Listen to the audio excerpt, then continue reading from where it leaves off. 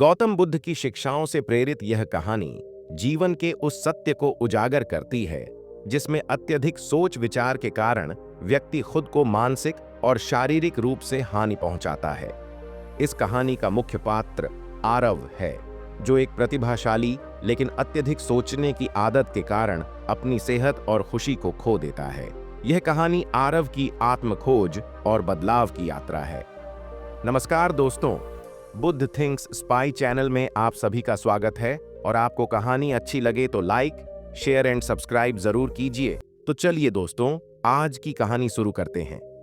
आरव एक छोटे से शहर में रहने वाला एक होनहार युवा था। वह पढ़ाई में तेज, नौकरी में मेहनती और परिवार के प्रति जिम्मेदार था। लेकिन आरव की एक आदत उसे परेशान कर रही थी, अत्यधिक सोचना।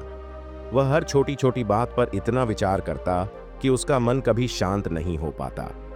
यह आदत धीरे धीरे उसकी मानसिक और शारीरिक स्थिति को खराब कर रही थी। आरव बचपन से ही हर चीज को गंभीरता से लेता था। स्कूल के दिनों में भी अगर कोई सहपाठी उससे बात करना बंद कर देता तो वह घंटों सोचता रहता, कहीं मैंने उसे नाराज तो नहीं कर दिया। उसकी यह आदत समय के साथ और गहरी होती गई। कॉलेज के बाद उसने एक मल्टीनेशनल कंपनी में नौकरी कर ली। वहां उसे अपने सहकर्मियों के साथ तालमेल बिठाने में मुश्किल होने लगी, क्योंकि वह हर बार खुद को दूसरों से कम समझने लगता। क्या मेरे बॉस मुझसे खुश नहीं हैं? कहीं मेरी रिपोर्ट में गलती तो नहीं हुई? मेरे सहयोगी मुझसे बात क्यों नहीं करते? ये विचार हर दिन उसके दिमाग में चलते रहते। धीरे धीरे उसकी मानसिक स्थिति खराब होने लगी। वह रातों को सो नहीं पाता। हर दिन वह थका हुआ और चिड़चिड़ा महसूस करता। एक दिन ऑफिस में उसकी रिपोर्ट में छोटी सी गलती हो गई। बॉस ने उसे कुछ कह दिया और वह पूरी रात इस बारे में सोचता रहा, मैं इतना बेवकूफ क्यों हूं?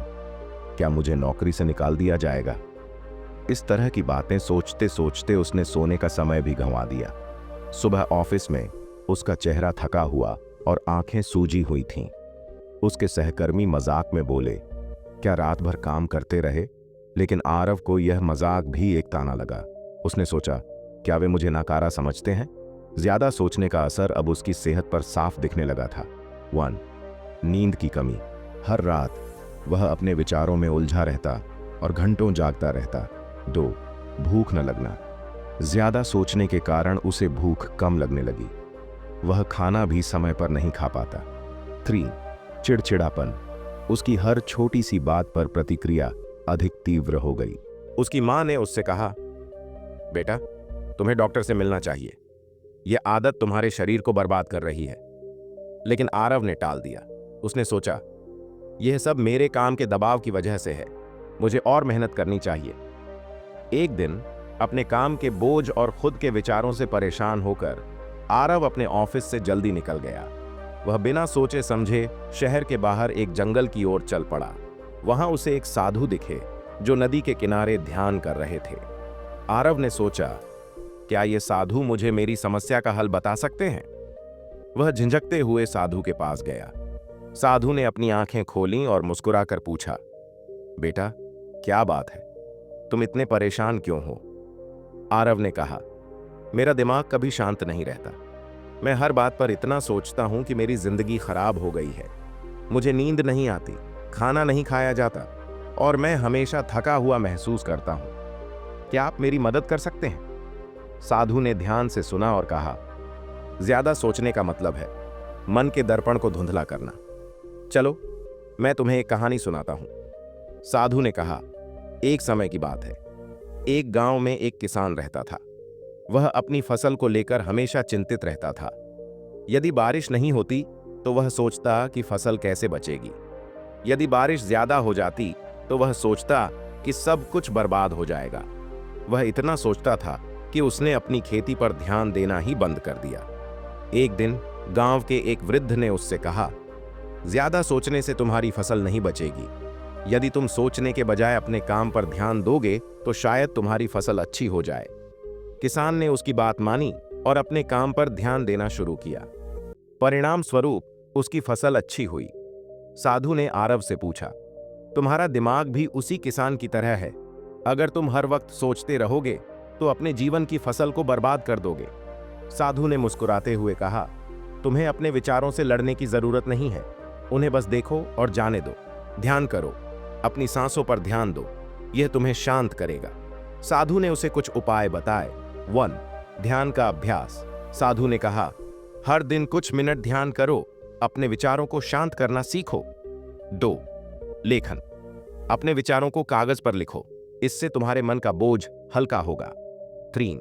वर्तमान में जीना। जो हो चुका है या जो होगा उस पर सोचने के बजाय जो अभी हो रहा है उस पर ध्यान दो। आरव ने साधु की बातों पर गहराई से सोचा। उसने महसूस किया कि उसका ज्यादा सोचना न केवल उसके स्वास्थ्य को नुकसान पहुंचा रहा था, बल्कि उसकी खुशियों को भी छीन रहा था। आरव ने साधु की बातों को मानने का निर्णय लिया। उसने ध्यान का अभ्यास करना शुरू किया। पहले दिन उसने महसूस किया कि जैसे ही वह ध्यान करने बैठता, उसके दिमाग में कई विचार आ जाते, लेकिन साधु की सिखाई विधि के अनुसार उसने उन्हें जाने दिया और अपनी सांसों पर ध्यान केंद्रित किया। धीरे धीरे उसने सीखा कि हर समस्या का हल ज्यादा सोचने में नहीं, बल्कि शांत दिमाग से होता है। कुछ महीनों में आरव ने खुद में बदलाव महसूस किया। उसकी नींद में सुधार हुआ, उसे खाने में रुचि आने लगी, उसकी चिंता और तनाव कम हो गया। ऑफिस में भी वह शांत और संतुलित व्यवहार करने लगा। अब वह तानों और आलोचनाओं को गंभीरता से नहीं लेता था। आरव ने साधु से एक और महत्वपूर्ण बात सीखी। जो हो चुका है उसे बदल नहीं सकते, और जो आने वाला है उस पर अब भी विचार करना व्यर्थ है। बस वर्तमान पर ध्यान दो। अब आरव हर दिन को एक नई शुरुआत मानकर जीने लगा। आरव ने अपनी कहानी दूसरों के साथ साझा की। उसने अपने अनुभव से लोगों को सिखाया कि ज्यादा सोचना स्वास्थ्य के लिए हानिकारक है। आरव का जीवन अब शांत और सुखमय हो गया था। उसने यह जान लिया था कि जीवन को सरल और सहज बनाना ही असली खुशी है। अब आरव दूसरों के लिए एक प्रेरणा बन चुका था। उसने अपने अनुभवों को दूसरों के साथ साझा किया और लोगों को समझाया कि ज्यादा सोचना स्वास्थ्य के लिए हानिकारक है। उसने यह जाना कि जीवन को सरलता और सहजता से जीने में ही सच्चा सुख है। उसकी कहानी उस साधु की बात को साबित करती है, मन को शांत रखो और जीवन को सरल बनाओ। यह कहानी हमें सिखाती है कि अत्यधिक सोच विचार न केवल हमारे मानसिक स्वास्थ्य पर, बल्कि हमारे शारीरिक स्वास्थ्य और रिश्तों पर भी गहरा प्रभाव डाल सकता है। आरव के अनुभव ने यह सिद्ध किया कि चिंताओं और विचारों के जाल में फंसे रहना जीवन को और अधिक जटिल बना देता है। साधु की सिखाई विधियों जैसे ध्यान, लेखन और वर्तमान में जीना ने आरव को यह समझने में मदद की कि समस्याओं का समाधान सोचने में नहीं, बल्कि शांत और संतुलित दृष्टिकोण अपनाने में है।